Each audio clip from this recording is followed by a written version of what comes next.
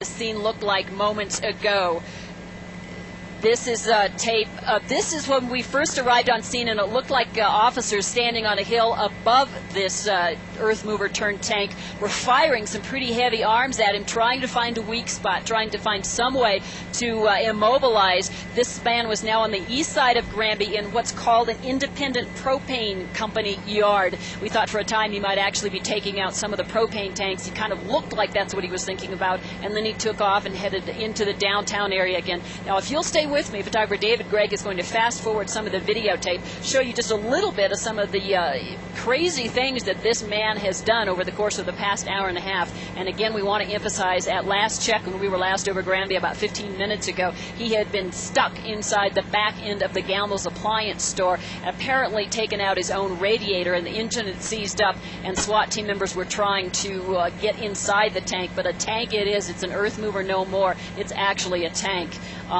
Do you guys have some questions that you would like to pass along? Those are the propane tanks that he was kind of milling about for a time. Absolutely. Luann, can you take us through it chronologically so people get a sense? I know it all started about 3 o'clock this afternoon. Where did he begin? Do you know? He started on the end of town. We are told unofficially, we want to emphasize that, this man owned a business next to the concrete company, that he had a long-standing beef with the concrete company in Granby, a very long-standing, decades old, it was described to us, and then he went after the concrete company first. He then made his way down Main Street of Granby and actually was taking out buildings as he passed, took out much of the town hall, took out the library, may have gone through the Liberty Bank. It actually looks like he might have punched in one side of a new Liberty Bank in Granby and came out the other. This was, these pictures were taken, again, this is fast forward, but these pictures were taken at about 4 o'clock or so. This would have been about an hour into the rampage. And you can see the armor plate on the side of that. It didn't seem to matter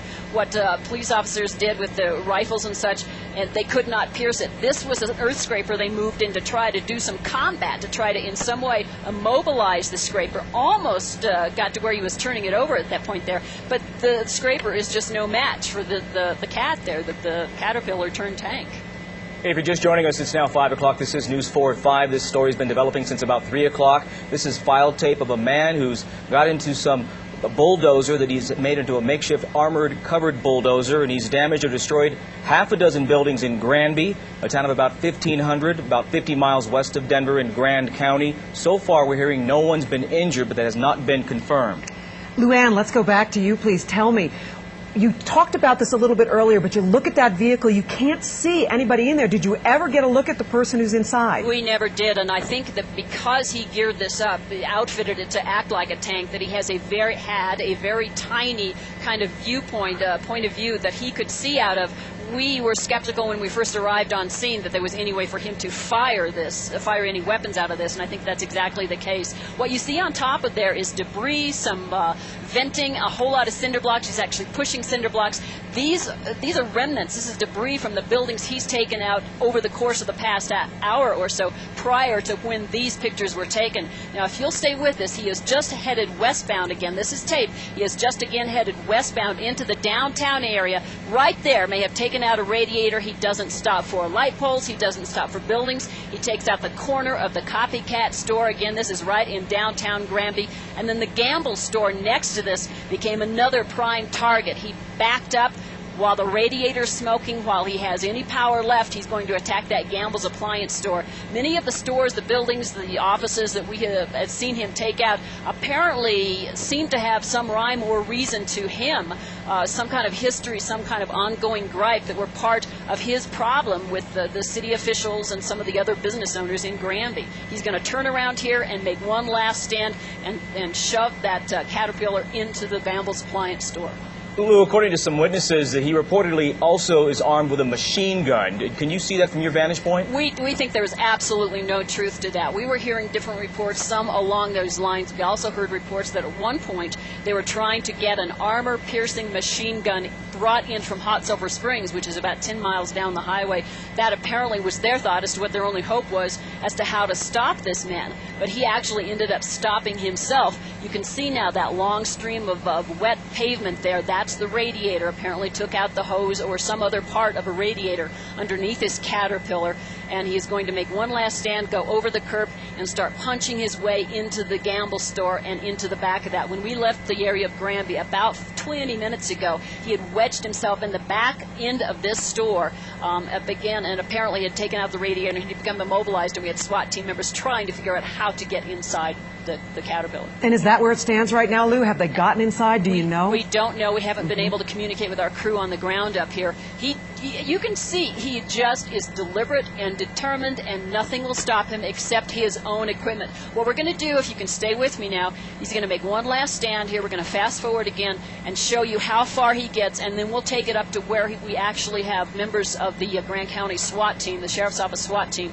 standing on top of the Caterpillar, trying to figure out how to get in. I'm sure police officers, sheriff's deputies were themselves assuming for a time that he was armed, because they were trying to keep their distance, trying to take cover. Actually took cover, as you can see there, behind the scraper, but they seemed to realize at some point that he was unable to shoot out, and that at this point he was like a turtle on his back. He was very vulnerable. He had gotten himself wedged, he disabled the Caterpillar, and there was no place for him to go. The challenge now was to get him out of there. We don't know how that stands. So the video we're looking at is of that department store you were talking about. Is also, we understand that the hardware store, I also understand that he did some damage to a bank, Liberty Bank, that was recently opened, and the town's newspaper building, a two-story structure as well. Sky High News is the newspaper office there. We're told that that's virtually a rubble. We heard from Terry Hurdle on News 4 earlier, and she owns an antique gun shop, black powder gun shop at the other end of the store, and she said that somebody came running in and told her to run out because it looked like this man earlier was making a beeline for their store and then turned and went elsewhere. Yeah, it seems, again, as we talked about earlier, that it was very systematic, that he was picking and choosing where he was going, and he was very deliberate in his choices. Yeah, there may well have been a method to his madness, which is probably a good way to look at it right now. Pilot Mike Silva, photographer David Gregg, and I have taken a poll. We've been flying collectively about 70 years in this market. We've never seen anything like this. Yeah.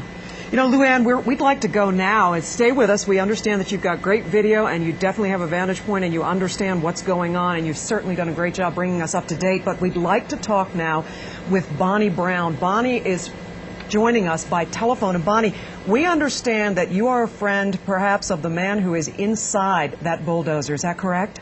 Yes, that's correct. What can you tell us about this person? Well, he systematically is going through the different buildings. That is correct, the information about the ongoing dispute with the concrete company. And he went to Gamble's because the person who owns it was on the town council. It had to do with excessive taxes on his property that he purchased to build his muffler shop. And he talked with me about doing this back in January, just in a conversation while we were having dinner, and of course I thought that he was just kidding. I had no idea that he would follow through with it and continue. Bonnie, without giving us his name, and please don't, tell us, when you did talk to him, and he was planning this, according to you, did he mention the buildings he was going to hit, the specific buildings? No, he just said that the people that caused him harm, that he was going to... I'm trying to think of how he put it, that he would pay them back Bonnie, for what they had done to him. Take us again through his gripe. I don't quite understand what he was upset about.